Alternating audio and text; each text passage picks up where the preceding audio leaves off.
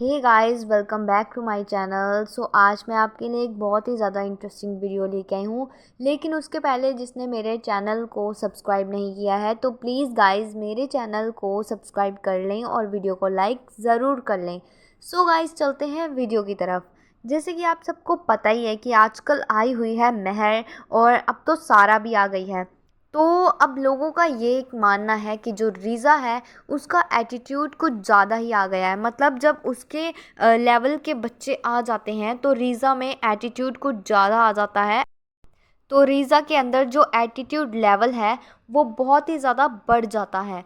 ये सबका कहना है आजकल, क्योंकि बहुत ज़्यादा कमेंट्स आ रहे हैं इस पे। तो मैंने जितने भी कमेंट्स देखे ये सारे रीज़ा के ऊपर ही थे कि जब भी रीज़ा के लेवल का मतलब जब उसकी एज के बच्चे आ जाते हैं तो वो चाहती है कि यहाँ सिर्फ हम ही रहने चाहिए और कोई बच्चा यहाँ पे नहीं आना चाहिए। तो जो उसका एटीट्यूड होता है वो ज़्यादा ही बढ़ जाता है और वो खुद को पता नहीं क्या साबित करने लग जाती है उस टाइम पे। तो गाइज़ एक बात तो थी ये।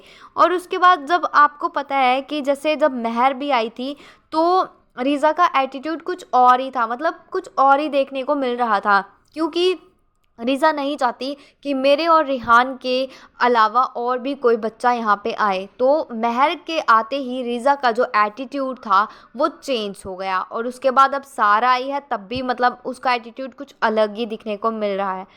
तो गाइज़ ये बात तो थी रीज़ा के एटीट्यूड की। तो उसके बाद सभी ने ये बात बहुत ज़्यादा नोटिस की है कि कुछ कमेंट्स आए थे कि खाला वगैरह जितनी भी है, खाला या अम्मा, सभी ज़मीन पे सो रहे हैं। तो मतलब इसका क्या मतलब बनता है?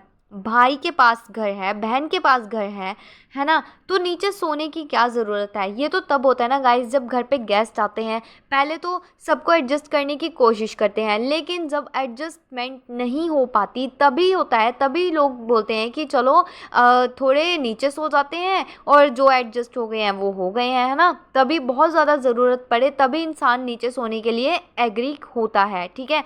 तो उसके बाद क्या है कि अब खाला खाला लोग आई हैं तो वो काम भी करे, सब कुछ संभाले। मतलब घर की रसोई वगैरह तो वो ही देखती हैं, ठीक है? और तो कोई देखता नहीं है। जैसे ही आती हैं बेचारी, है ना, इतना मतलब इतना सफ़र करके भी आना और उसके बाद इतना काम, फिर से रसोई में लग जाओ। क्योंकि बेचारी जो हमारी सबा मैडम है उनको तो कुछ आता नहीं है बनाने, तो जितना भी काम है किचन का वो सारा खाला लोग ही करती हैं। और उसके बाद चलो ये तो रही बात गाइस खाला लोग की, लेकिन अम्मा को नीचे क्यों सुलाया जा रहा है? क्योंकि सबा के पास भी अपना खुद का फ्लैट है, तो वो क्यों नहीं अपने घर पे सुलाती है अम्मा को? मतलब इस टाइम पे बुज़ुर्ग हैं, वो बुज़ुर्गों को नीचे सुलाना अच्छा नहीं होता है। कोई प्रॉब्लम आ गई तो फिर क्या नुकसान ही होगा ना। तो अगर नुकसान होने से अच्छा है पहले ही मतलब बुज़ुर्गों को अच्छे तरीके से रखें। लेकिन नहीं, सबा मैडम को ऐसा नहीं करना है, क्योंकि जनाब और जो मैडम है वो तो अपने में ही मस्त है। चलो ठीक है, उन्होंने जो इनके फादर हैं, फादर को की सारी जिम्मेदारियां संभाली है ना? तो जिम्मेदारियां हैं उनकी, चलो कोई बात नहीं, एक को तो उन्होंने रख लिया, फादर को तो उन्होंने रखा हुआ है। लेकिन अब बात आती है खाला की। खाला है, इतने सारे लोग आ गए हैं तो मतलब इतने सारे रिश्तेदार हैं, तो नीचे सोने की क्या ज़रूरत है जब इतने ज़्यादा है आपके पास फ्लैट्स हैं। टोटल 10 BHK हैं इनके पास, लेकिन उसमें से सोने की जगह किसी को भी नहीं है। सबा मैडम सबके आगे बहुत ज़्यादा अच्छी बनती हैं कि इनकी तरह अच्छा कोई नहीं है। लेकिन अब ऐसा भी क्या है कि वो अपने घर पे सुलाना भी अलाउ नहीं कर रही हैं। चलो खाला लोग को तो छोड़ो, लेकिन एक बुज़ुर्ग अम्मा को तो इनको देख लेना चाहिए, जिनके साथ इनका बहुत ज़्यादा प्यार है, जो इनकी नानी है। तो उनके साथ तो देख लेना चाहिए। वो बुज़ुर्ग है तो बुज़ुर्गों को तो अपने घर पे सुला लेना चाहिए। लेकिन नहीं, वो ये सब अलाउ नहीं करती। वो सोना तो बिल्कुल भी अलाउ नहीं करती हैं अपने घर पे। तो दोनों बच्चों के पास अपने अपने घर है, लेकिन नहीं, फिर भी नहीं। और गाइज उसके बाद सभी बच्चों ने मिलके सेलिब्रेशन किया। इनके मैडम के हुए थे 3.5 मिलियन, तो इन्होंने सेलिब्रेट किया 3.5 मिलियन, है ना? तो उसमें सभी लोगों का ये कहना है, मतलब इतने ज़्यादा कमेंट्स आए हैं कि मैडम 3.5 मिलियन तो आपके हुए हैं, लेकिन वो लोग ऐसे कह रहे थे ना कि जब हमारे 4 मिलियन होंगे या 5 मिलियन होंगे तो उसमें रिहान जो है वो टकला हो जाएगा, है ना?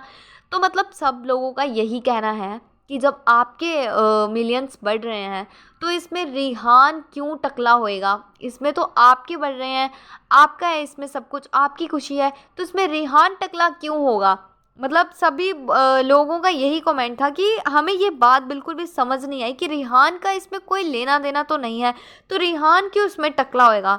और गाइज उसके बाद सभी लोगों का कहना ये है कि अब इन्होंने मनाई है खुशी 3.5 मिलियन की, लेकिन उसकी खुशी जो है वो सभी लोग कह रहे हैं कि इनको अपनी खुशी जो है अपने ससुराल में मनानी चाहिए, अपने ससुर के साथ, अपनी सास के साथ। लेकिन नहीं, ये जो सबा मैडम है, इनको ससुराल में कोई खुशी सेलिब्रेट तो करनी ही नहीं है, और इनको तो ससुराल भी नहीं जाना है, इनको तो अपने मायके में ही रहना है, फिर चाहे वो कोई भी खुशी हो। तो सभी का यही कमेंट्स आया है, सभी के यही कमेंट्स आए हैं कि मैडम आपको अपने ससुराल जाकर ये खुशी, छोटी सी खुशी तो सेलिब्रेट करनी ही चाहिए थी, क्योंकि छोटी ही सही लेकिन खुशी तो खुशी होती है। मतलब उनको भी पता लगे कि नहीं, हमारी बहू की मतलब खुशी में हम शामिल हुए, ऐसा है ना।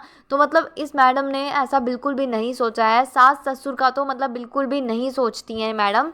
तो अब तो फ़नी को भी अपने घर पे लेके आके बिठा दिया है।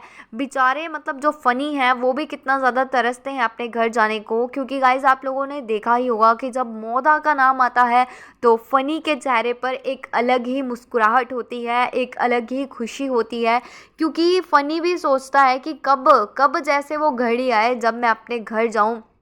और वहाँ गाइज एक बात और है, जब भी फ़नी अपने घर जाते हैं, मोदा में जाते हैं, तो क्यों क्यों सबा इस तरह का बिहेव करती है कि जब भी फ़नी अपने घर जाते हैं तो अपने फ्रेंड्स के साथ इंजॉय करते हैं, घूमते हैं फिरते हैं, थोड़ा लेट लेट घर पे आते हैं रात को, तो क्यों सबा का मुंह बन जाता है, क्यों मुंह फुला के बैठ जाती हैं सबा?